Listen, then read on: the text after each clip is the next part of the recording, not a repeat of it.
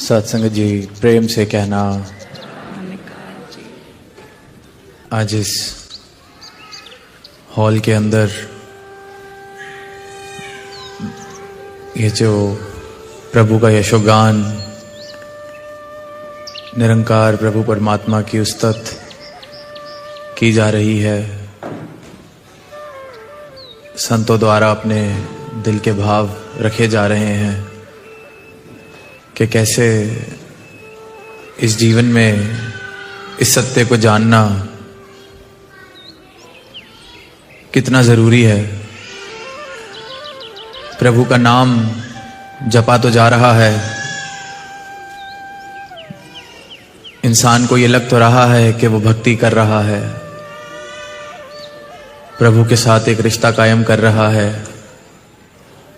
पर उस रिश्ते का जो आधार है वो इस प्रभु के दर्शन नहीं है, इस प्रभु की जानकारी नहीं है, इस प्रभु के साथ राब्ता नहीं है। वो अपनी सोच के हिसाब से या अपने धारणाओं के हिसाब से, अपनी मान्यताओं के हिसाब से जो इंसान को, मानव को लगता है कि ये प्रभु है, तो वो उसी को प्रभु मानकर चल रहा है, सहारा ले रहा है, जीवन की इस राह को सुंदर बनाने के लिए नाम जप रहा है। पर जब ख्याल करते हैं कि इंसान ने अगर देखा जाए तो इस असीमित परमात्मा को, जिसका ना आर है ना पार है, ना अंत है ना शुरुआत है, असीम, अवतार वाणी में पंक्तियां अंकित हैं कि अकला सोचा पहुंच ना सकन मेरा दी बेहद दीते, जिसकी मेहर अपरंपार है, जिसका विस्तार सोचो सोचो से परे। कैसे वो भाव संतों ने लिखे हैं कि इस पूरी धरती को कागज कर दिया जाए और सारे समुद्र को स्याही बना लिया जाए तो भी इस परमात्मा के गुण नहीं बताए जा सकते, लिखे जा सकते। The saints have said that even if we turn this entire earth into paper and we turn the entire oceans that we see into ink, still it will be impossible to write or do justice with our words to what this God is, to what this one is, to what, no matter how much I praise, I write, it'll never be enough. इस असीम परमात्मा को भी इंसान ने अपनी समझ के हिसाब से अपने अपने दायरे में बांध दिया है। किसी ने मूरत में, किसी ने तीरथ में, किसी ने वेद में, ग्रंथ में, किसी ने समय के साथ कि सूर्य उदय में परमात्मा है या सूर्य अस्त में परमात्मा है या त्याग में परमात्मा है, जंगल में परमात्मा है। इंसान ने इस असीम दातार को अपनी समझ समझ के हिसाब से दायरों में बांध दिया है, क्योंकि इंसान को एक आदत है कि जिस चीज पर मैं काबू कर सकूं वो मुझे तो समझ आती है, जिसको मैं अपनी अकल के हिसाब से समझ सकूं, चला सकूं, बांध सकूं, उसके साथ तो मैं रिश्ता बना पाता हूं। अक्सर देखते हैं दुनियावी रिश्ते भी, जो तो मेरे हिसाब से चल जाता है, मेरे ख्यालों से मेल खा जाता है, वहां तो रिश्ता कायम हो पाता है। जहां कोई मेरे ख्यालों से विपरीत सोच रखता है किसी भी विषय पे, वहां अगर तकरार नहीं तो कम से कम प्यार नहीं बन पाता। ये हमारी फितरत है। उसी प्रकार इस परमात्मा को भी किसी ना किसी दायरे में, किसी ना किसी बंधन में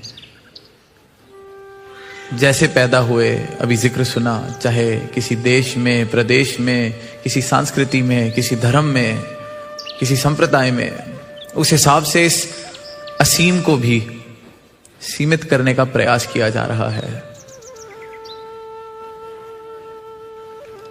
Man has been trying to limit this limitless.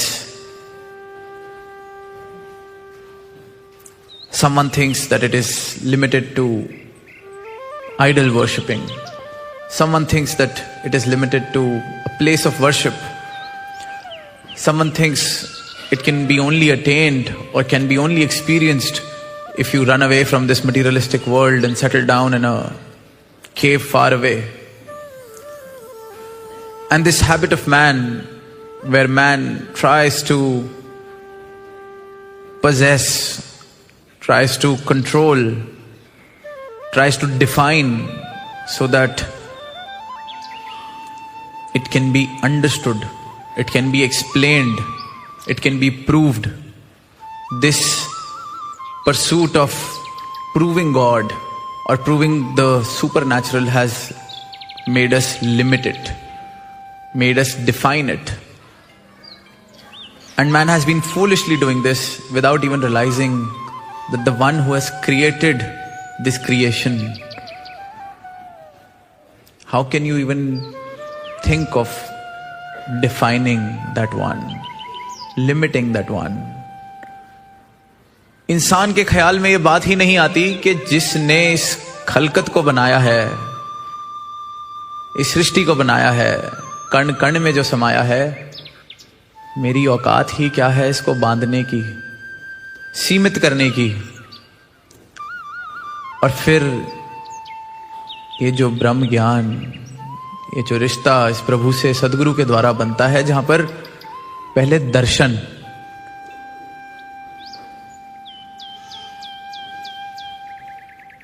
पहले दर्शन मगरो प्रीति, कि पहले दर्शन, जान तो लो।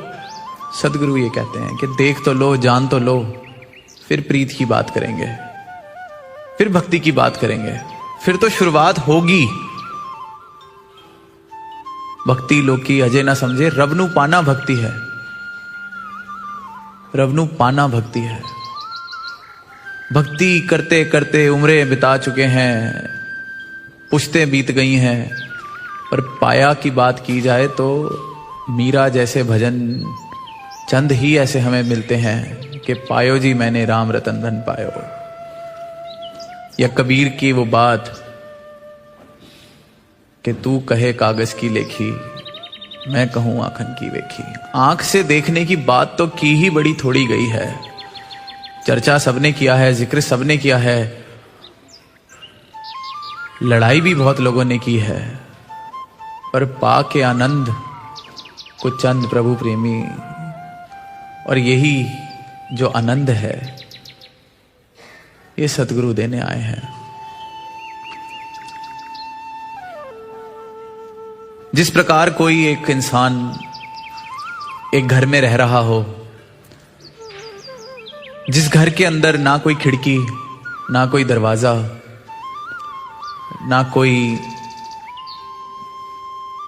दीवार में छेद, कुछ भी नहीं जिससे बाहर देखा जा सके, अगर वो इंसान एक ऐसे घर में रह रहा है जहां बाहर से सूरज की किरण उस घर के अंदर प्रवेश नहीं कर सकती, बस जो घर के अंदर ये बत्तियां, ये झूमर लगे हों, उसकी रोशनी ही उसने जानी हो सिर्फ, तो उसकी रोशनी को लेकर जो परिभाषा होगी वो सिर्फ और सिर्फ इस सोर्स ऑफ लाइट जिसके साथ वो उस घर में रह रहा है उस तक सीमित होगी। अब फिर कोई आए उसके पास और कहे कि तुम्हें पता है कि सूरज जैसी भी कोई चीज होती है, तो शायद उसको विश्वास करना मुश्किल लगेगा। अब वो इंसान उस पर एहसान करे, जाकर एक खिड़की खोल दे उसके लिए या बना दे उस दीवार में, और फिर कुछ दिन बाद आके फिर सूरज का जब जिक्र करे उसके साथ, तो वो कहेगा हाँ देखा है। कितना बड़ा है सूरज? तो कहेगा ये 2x2 का सूरज है, या 4x4 का सूरज है, या 1x1 का सूरज है। जितनी बड़ी वो खिड़की थी। अब वो जाए और एक घर की दीवार पूरी की पूरी घेर दे और फिर कुछ दिन बाद पूछे अब देखा सूरज कितना बड़ा है? हाँ, अब 50x20 का हो गया है। And then that man knocks down that wall from that house and asks him again,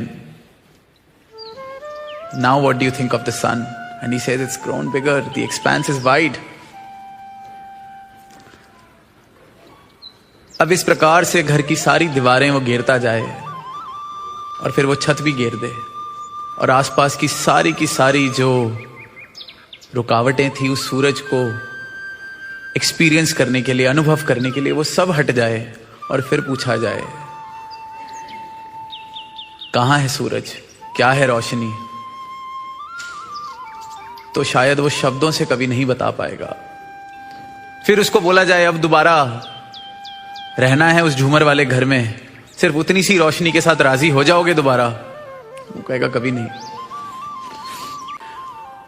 और सदगुरु अपने ब्रह्म ज्ञान से सिर्फ इतना ही करते हैं, मेरी खिड़कियां, मेरे दरवाजे, मेरी दीवारें सब घेर देते हैं, इसके दर्शन कण कण में करा देते हैं।